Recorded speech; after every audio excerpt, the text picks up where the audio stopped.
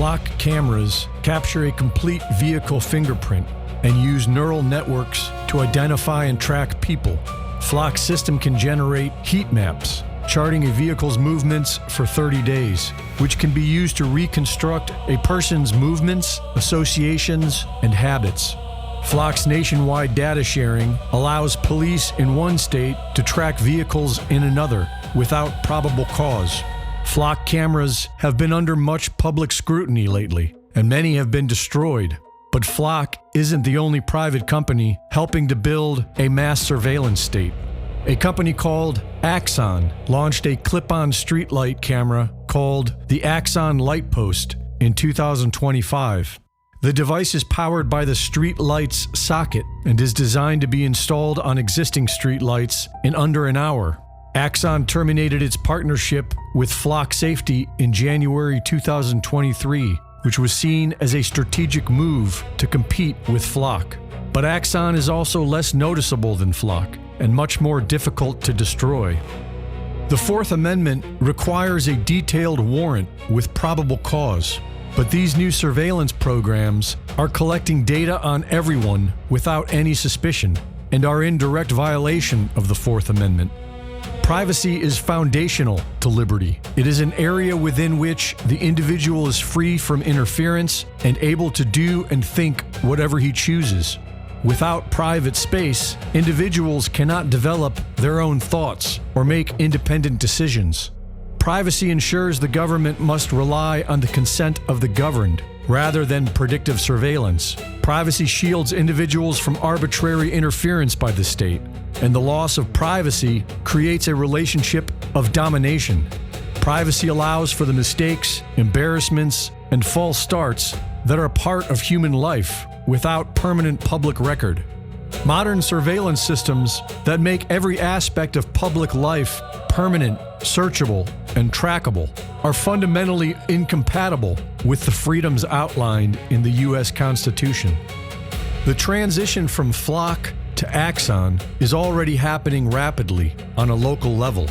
The Axon Light Post is designed to plug directly into the existing sockets of standard streetlights within minutes. Most U.S. police forces already use Axon body cameras, Axon Fleet dash cams, and Axon Tasers. Axon is now adding the Light Post surveillance tech into their existing software, Axon Fusus, which is already used by most police departments. Axon Enterprise recently acquired Carbine, an Israeli-founded emergency call management and 911 AI mapping platform. Carbine's platform is being merged with Axon's ecosystem to power Axon 911, which is already deployed in 49 U.S. states. Axon 911 feeds directly into Axon Evidence, which is already used by over 500,000 law enforcement officers across the United States. While Carbine is now owned by Axon Enterprise, Axon has maintained Carbine's development center in Tel Aviv, where roughly 80 Israeli engineers continue to code and build the software's infrastructure. Section 219 in the 2027 National Defense Authorization Act establishes the United States-Israel Defense Technology Cooperation Initiative, which will deeply integrate Israeli technologies, including AI, cyber, and autonomous systems, into U.S. defense procurement. Because Axon is an American company operating an R&D lab in Tel Aviv, the passing of this bill would make it easier for Axon to pursue federal U.S. military contracts using technology built by its Israeli engineers. By permanently embedding Israeli-designed software, quantum computing frameworks, and AI systems into the bedrock of the U.S. military, the U.S. becomes structurally dependent on a foreign power for its own defense. The United States-Israel Defense Technology Cooperation Initiative in the 2027 NDAA is designed to lock in these technological partnerships. If a future U.S. president or Congress wanted to halt military aid to Israel due to human rights abuses or policy disagreements, doing so would become incredibly difficult because the U.S. military's own systems would be codependent on Israeli code and components. Greg Reese reporting. If the road were easy, everyone would take it. We don't shy away from challenges. We dive in. And now, live from an undisclosed location in FEMA Region 10, it's your host, Joshua Michael. All right, welcome, ladies and gentlemen. Joshua Michael, Non-Compliant America. Thank you guys very much for joining me today.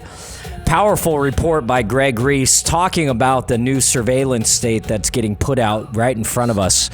And we are, unbeknownst to us, it's happening all over, not only the cell phone infrastructure, but the drone warfare, the testing beta systems that they're operating in Ukraine and perfecting drone surveillance technology integrated with the SpaceX continual launches that they're doing with satellites and camera systems and everything else. We are in the modern technocracy that the elitists have been talking about for many, many years and trying to build.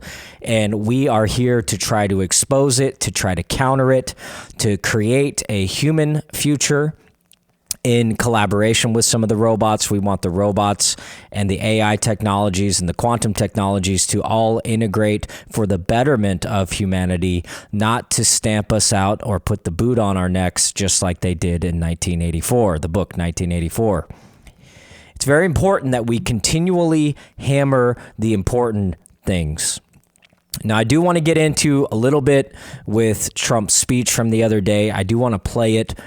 I want to give my analysis on it of what I think that it means as far as election integrity. As you know, I've been talking about for about a year that Trump is going to be announcing around the 4th of July a huge federalized election integrity campaign. And here we are. He's talking about it. So we want to play that speech. I'm going to play that speech probably in the next segment, and kind of give my 2 cents on what I think it means for the future, what I think it means for Oregon. It is important, as I do not think that it's the most important thing and task at hand. The most important thing is, how do we integrate the vast technology boom that's happening amongst us and keep it from making the humans, us, obsolete from the future? Now, it sounds crazy. It sounds absurd. If you look around right now, you're like, Josh, nothing's impacting my lives. Nothing's impacting anything. But if you look between all of the chaos, if you take a step back and you're able to disconnect from the fanfare and the red meat that's happening within the political space, and the constant battles that are enduring, that are essentially a bridge to nowhere, and just keeping us distracted, keeping our energy focused on things within the political space that we really don't have control over. And yes, we might see some victories here and there, and when we do stand up, we do see massive amount of victories. But realistically, we are competing against AI. We are competing against a technological system that's monitoring and curating information that we see.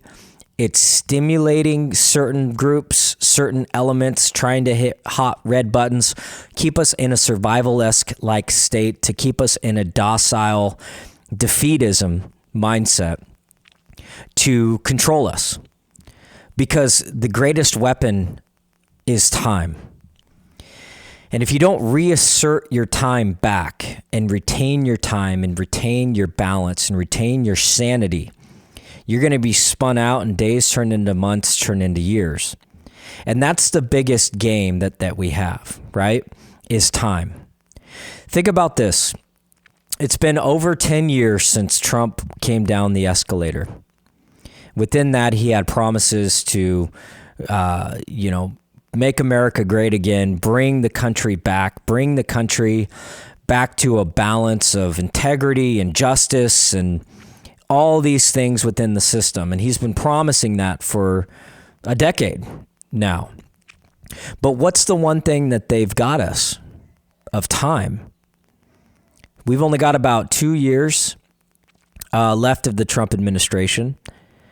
little over 2 years. I mean, it really kind of starts washing out once the primaries start kicking in 27, going into 28. But realistically, we have about 2 years of the administration. And so, I want to talk about the good things that he's done. I want to talk about the good things that he's doing. But again, I want to talk about what else is going on with Peter Thiel, and a lot of you have heard of Palantir and the infrastructure systems that they're putting in place. We're now seeing this stuff roll out and be activated when it's been rolling out for a very long time. They've been slow playing it because they know that it's going to be unpopular. Similar to the movements that are happening with the data centers, there's a brand new data center that's trying to go up in the city of Salem. Virtually has no resistance. There's not a lot of organization against it. I predict that it will likely happen. And there's nothing that we can do to stop it because Oregonians haven't had enough defeat, I guess, or maybe they're in a defeatist mindset. And it's very, very, very difficult to rally people to get upset. It's either too much work, it's too inconvenient, they're too fat and happy in their lives, or they're facing economic crisis and challenges to where they're having to work 2 jobs. They just can't afford the time that is required to fight these things. Is that what's going on? Or is it the lithium and the fluoride and all the SSRIs that are embedded into our water system? And we're basically all drugged up to where we've kind of become docile. Have you ever done research on different communities that have actually taken some of these chemicals out of the water and kind of what happens to them, right? And we can see this within like Europe and Ireland, and if you see, the way that they protest and how many people get together, hundreds of thousands of them, millions of them rally together and are very angry and upset over things that we all should be upset about too, but yet it happens here. What is that? What's the difference? And it has a lot to do with the chemicals, has a lot to do with the things on it. I challenge somebody, which I've done this, I'll post my results on X, but you can go to the water and get your water tested. Now, it's pretty expensive. I did it back in 2014. I was testing my water because I was living in the city, and I wanted to know what I was drinking and everything else. And what you find is there's a ton of chemicals. So the forever chemicals like SSRIs, which 20-something% of the population are on antidepressants of some sort. Now they're taking peptides now and all this stuff. That goes back into the water table and the water system. Well, the cities, we've talked about this before, the cities are not testing the water. And it's interesting because there's metaphors within television shows and movies on how they keep the population docile. So maybe that's something. Maybe it's something to do with the fact that we have 3 months of summer and we're very limited. So we all kind of check out when summer comes because we just have to get it all in as much as we can before we get rain and winter, which that's a viable thing too. It could be a combination of a bunch of these things. But why aren't more people protesting on this thing? Why are they not going to the city council meetings? Why aren't we not doing that?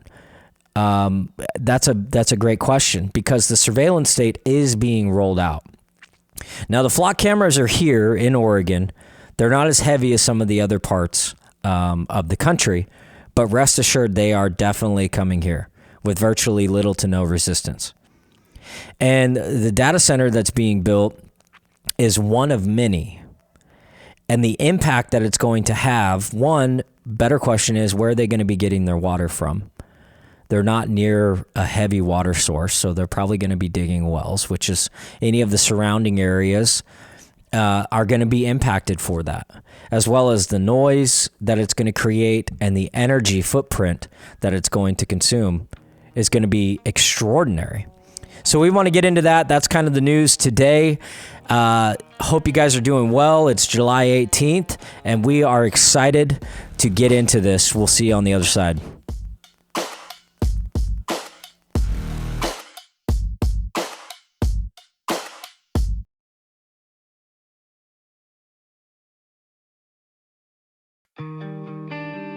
In the land of the blind, the one-eyed man is king. In the time of censorship, non-compliance is key.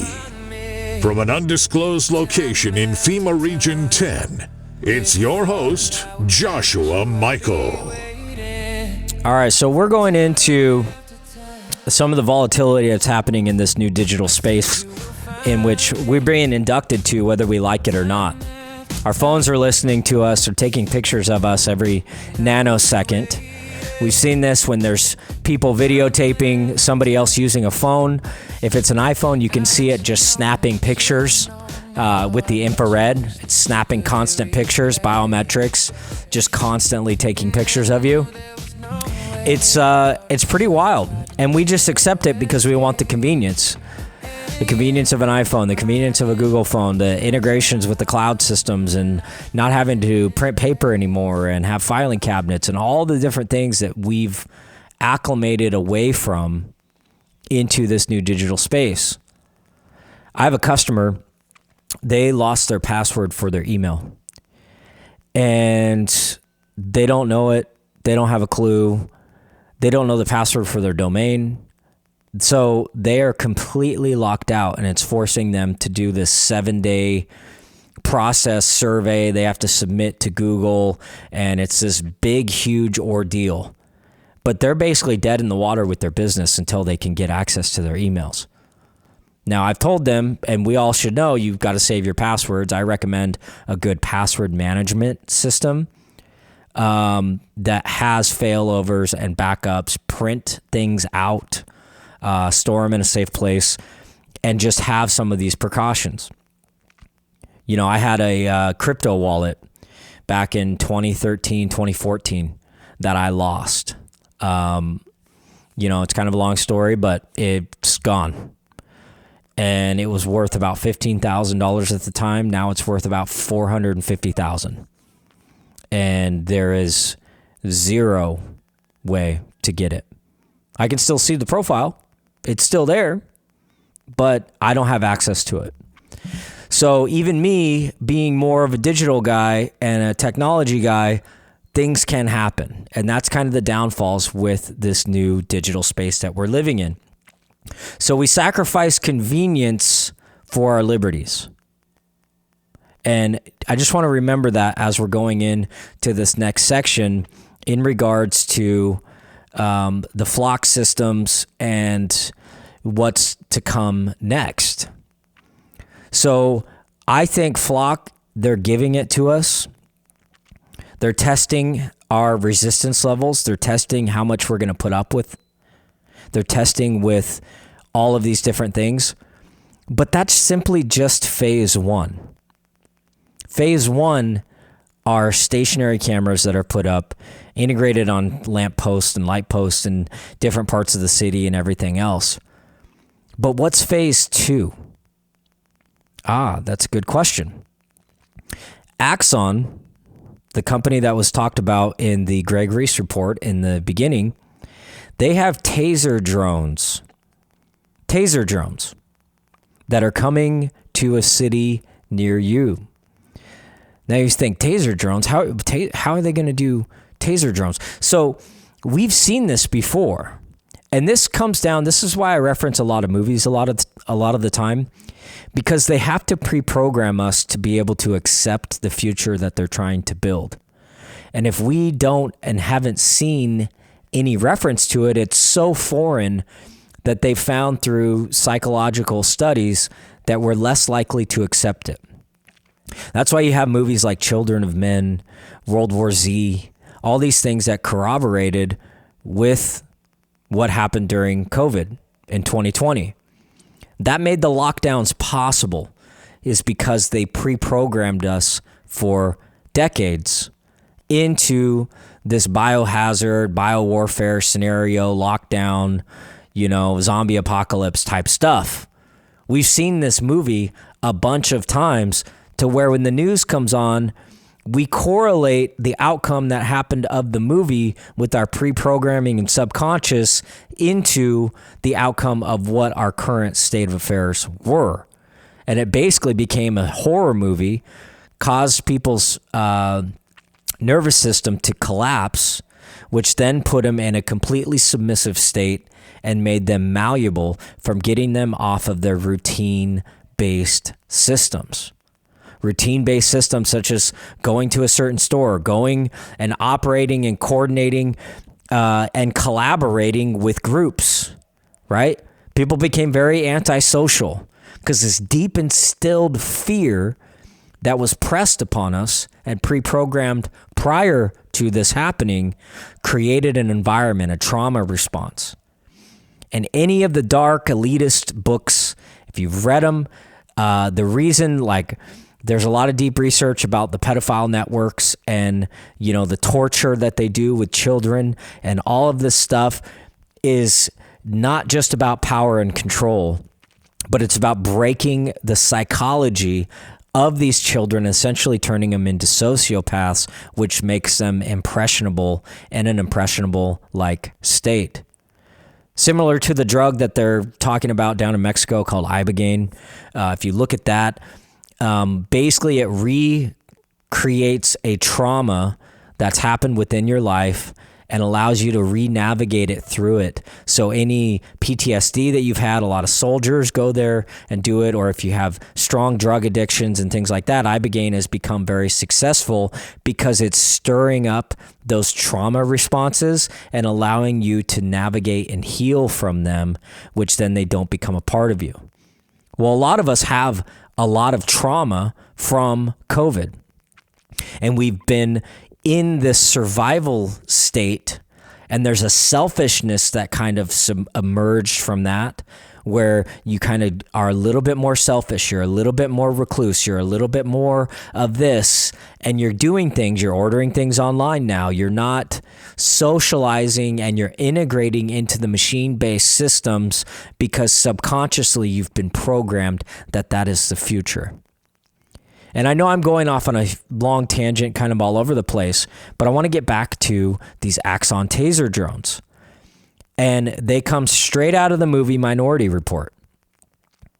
So Axon is creating these drones. And listen to this. The first weaponized drones to patrol American neighborhoods won't be military. There'll be this company that Greg Reese was talking about that used to be associated with Flock, called Axon, and they're taser drones. The company you've never heard of is quietly arming them and selling them to your local police, literally flying tasers in the sky. What's really going on here? Now, there's more details. You can get into the taser drones and look at that.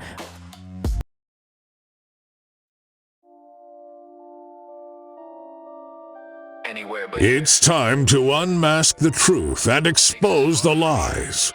The occupied forces do not want you to hear this broadcast. Breaking through the censorship and delivering raw, unedited content, it's Joshua Michael with Non-Compliant America.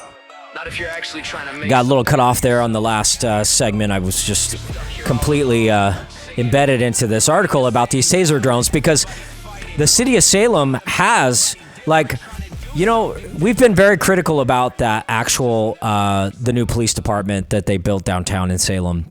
And why did they build it? What's the point? What's the purpose? I mean, you know, it hasn't done anything beneficial, except now they have drone systems and drone deployments that they're able to do from that location, in which they're patrolling the streets and the skies through the night. Did you know that? Did you know the city of Salem is patrolling the streets and deploying drone systems within their city ordinances? Huckleberry talks about it all the time because he's up all throughout the night and everything else, and he sees them. And he's always texting me things about taser drone, or not taser drones, but these drones. So how quickly we are simply one budget away, one presentation away, if it hasn't happened already, one contract away from where these regular drones are now going to be rolled out as taser drones. So it's like flock cameras in a drone with tasers. Now, where does that draw the line? Where's the justification going to come? Where's the outrage going to be? Well, we're so far down the rabbit hole, and the resistance has been decimated to where everybody's focused on this Trump speech about he's going to restore the elections and this and that. And that would be great. That would be great. But I'm going to play this speech, not in its entirety, but I want to play part of it and give my thoughts, because what I really think that it is a distraction. Do I think something's going to change? No. Do I think this is going to help the surveillance state? Yes. Do I think at the end of the day, Trump's performance has been pretty mediocre? Pretty mediocre. Now you can argue that maybe we underestimated the deep state and how deep things were. But we gave Trump a mandate in 2016 and 2024. He's got the will of the people. He's said all the right things. He's done all the right things. But what have we seen with that? And we're in some golden age right now, and industry is dying. Dutch Bros has officially left Oregon. There's other companies that are leaving in droves. They're leaving the state. So is it a state issue? Is it a federal issue? That could be debated. But let's get into this Trump speech, because there's some key points that I want to talk about. Our elections were left vulnerable to being rigged and stolen, and the trust of the American people was lost. This cannot be allowed to continue. Every American, whether you're a Republican, Democrat, Independent, or otherwise, should be able to agree that we deserve the most secure, honest, and fair election system anywhere in the world. Secure elections should be a partisan, we should be together, Democrats, Republicans, Independents, everybody. And it should not be a partisan issue. It should cause to unite us, not to divide us. This should be a cause. We should be united, not. But it gets even worse. Raw intelligence obtained by the FBI in 2020, yet buried by rogue bureaucrats, stated that China's activities even included an attempt to manufacture illegal ballots for Joe Biden. Documents show that during this period, dozens of significant CIA and NSA reports about China's election targeting were kept out of the presidential briefing. These were briefings I would get almost every day. Everything was kept out that was of importance. One email among intelligence analysts admitted that they had, quote, deliberately massaged the presidential daily briefing to withhold information regarding Chinese activities related to the election. Another official inside the FBI wrote that she was running, quote, a shadow government, unquote, to keep intelligence about China's election meddling from becoming known and to keep it away from the honorable press. Other officials who witnessed such efforts perceived the motivations to be blatantly political. So that's part of the speech that Trump gave, and I think it's phenomenal. This is a historic speech. And I think this is, besides the technological, tyrannical, digital infrastructure surveillance system that's being put in, the elections is the fundamental thing to everything. It's part of the reason why I don't get involved with political campaigns and the political fight of different things as much as I used to, simply because you can spend all this time, all this energy and everything in trying to help defeat something that's very popular amongst the people. It's something that we want, but at the end of the day, the people that are counting the ballots, if they're putting their thumb on the scale, all that energy is wasted. And you waste your life, you waste your time, you waste everything. The most fundamental thing politically that we should be talking about is the election system. Eliminating vote by mail, requiring voter ID, one day, one vote, same day count, results by the end of the day. That should be the model for the entire United States.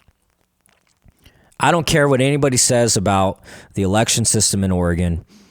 It's absolutely fraudulent and corrupt.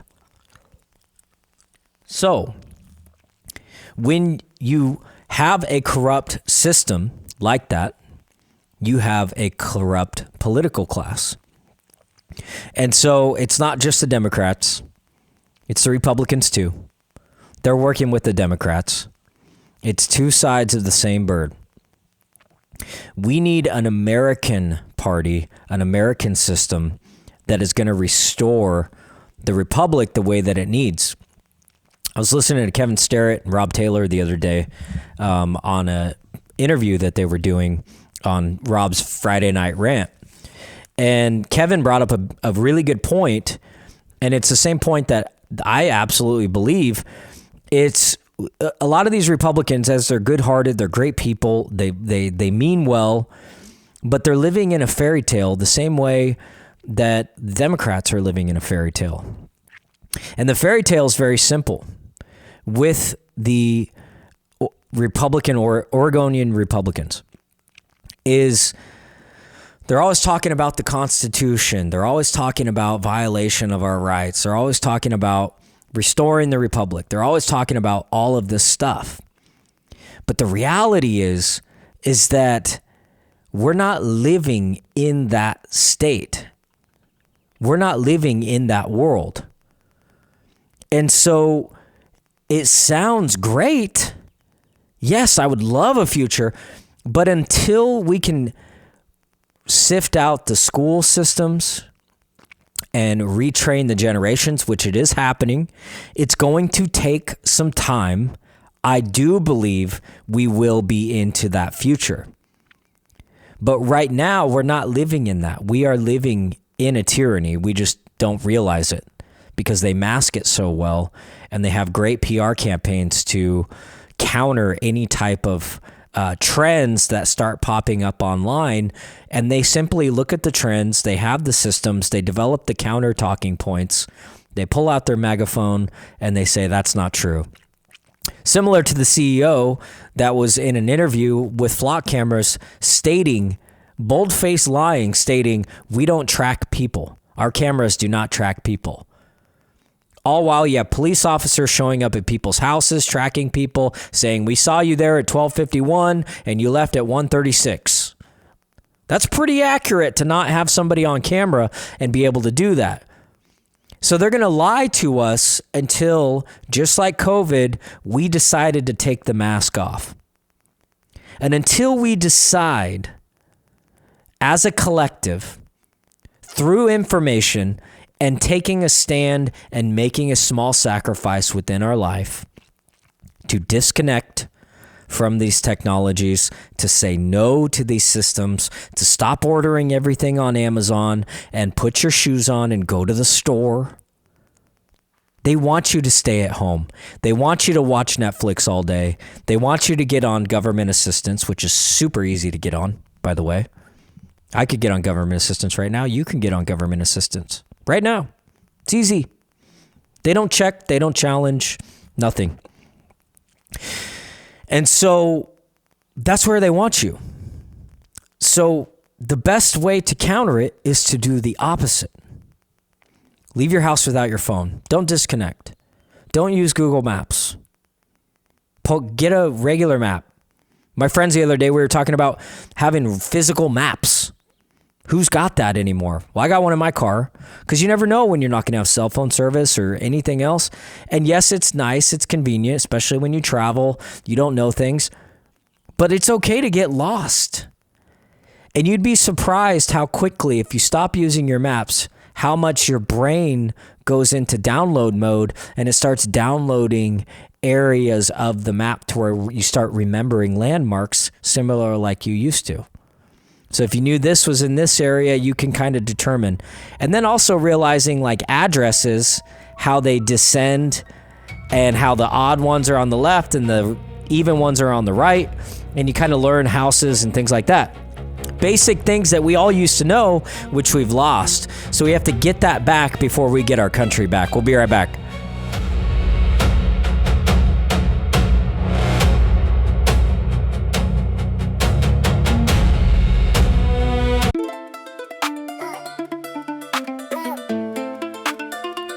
All right, welcome back. Fourth segment. So what are we going to do when the Taser drones start rolling out into our neighborhoods and these police officers, which are controlled by Soros DAs, start illegally tasing people and utilizing this flex of the police surveillance state? Are you guys going to be ready for that? Do we have the organizations ready? Do we have enough community that are going to stand up and combat against this? It's just interesting. It's really interesting. How are we going to fight against that? Who are you going to talk to when your phone is monitoring, tracking, controlling? Because the flock system and the flock cameras, that's like a baby's toy compared to how much information your phone is giving out at every given time, and how much the metadata of every location you've been, your entire browser history, video, pictures of everywhere you're at. Most of you are putting it on a cloud somewhere, which does have access by these groups. And it's just going to keep bending and bending and bending into a place of acceptance. Similar to when you go to the airport and they take your picture. Everybody just kind of like does whatever the guy did in front of them. They don't think about it. Did you know you can opt out of that? Most people don't. I talked to some people from Texas yesterday. We didn't know that you don't have a choice. You always have a choice. And you make them work for it. You make the challenge. Whenever I go to the airport, I had a TSA guy, he's like, ugh. I was like, nope, I'm not having the picture. I don't want the picture. He's like, gosh, I have to do my job. It's crazy. And so we have to keep challenging and don't just go along to get along. Make it uncomfortable, make it inconvenient. And if enough people do that, they will stop enforcing these things. But we have to come together, but we also have to be informed, and we have to instill and assert our rights. So, big win for election integrity, the big Trump thing, his announcement, where that's going to go. The USPS will be allowed to move ahead with a major change in the mail-in voting procedures. After an appeal court ruling, states will now have to provide voter lists and serialized ballot barcodes before federal ballots are mailed, which means the state is not able to add more ballots after the fact, because now it's going to be monitored by the federal system. Now, this could be great for now, but in 2029, Gavin Newsom's president, what do you think's going to happen? Or Marco Rubio, or whoever one of these shills that they're going to try to put in 2028 for president, when they have federal control over the Fed. So it sounds great right now, but the key is we got to get this stuff passed into law to where it's a lot more complicated for them to pull back from. Similar to what's happening with us Oregonians. They have so many laws and measures and stuff. It's extremely challenging for liberty and the republic to even be restored, because they have all the fail-safes that they've built in to further tighten the noose to where it's nearly impossible to counter this stuff. But this ruling's win for election integrity. We would have significant implications for states like California that refuse to submit their voter rolls to verify compliance with the federal election laws, said the first assistant U.S. attorney. The ruling by the D.C. Circuit Court of Appeals doesn't resolve the case, but it does allow the Postal Service to continue with the policy while the case is considered, which is great. How far is this going to go? We all know how appeals cases go. They take forever. President Trump's Save America Act, which requires citizenship proof and photo ID to vote in federal elections remains stuck in limbo as present, with opposition from the Democrats and Republicans, including Senator Thomas Tillis, who previously supported voter ID laws in North Carolina. Tillis has called the bill fundamentally flawed and impossible to implement by this election, arguing it cannot be rolled out by the time across thousands of states and local jurisdictions. If I see a reconciliation bill come from the House with another failed attempt to confuse this election, I will use every device that I have available to slow down the wheels of the government. And he said, President Trump has said that the SAVE Act is necessity to guarantee the midterms. If you don't get it, big trouble in my opinion. So this is a real fight. The election integrity thing is very important.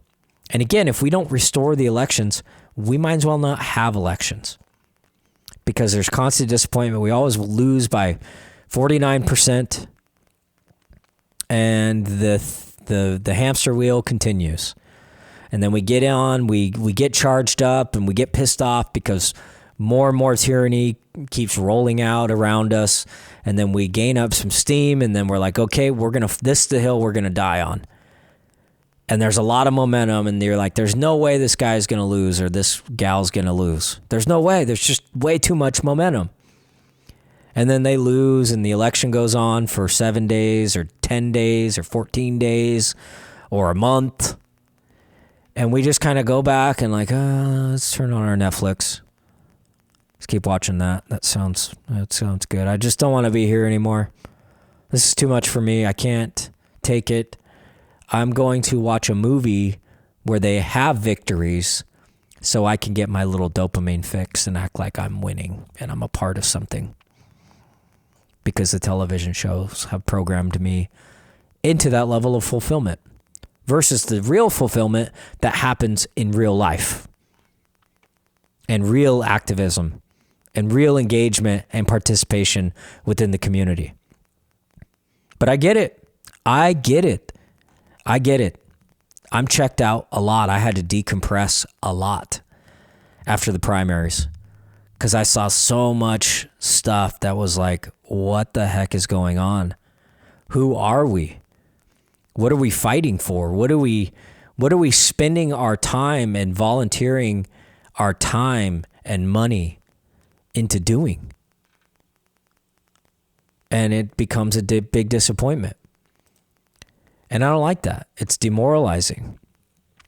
So lots of things. In some other news, I want to talk about, this kind of stage that we're at within the Trump presidency. What does it mean for the future? Are we going to see some of these victories actually come through? Are we going to see, is there a light at the end of the tunnel? Are we getting to this golden age? Because the other thing that we haven't talked about is the banking system and the banking infrastructure that is happening right now and the changeover into a blockchain-based system, which there's a lot of speculation that's actually what's going on with the Iranians. We're not actually in a war.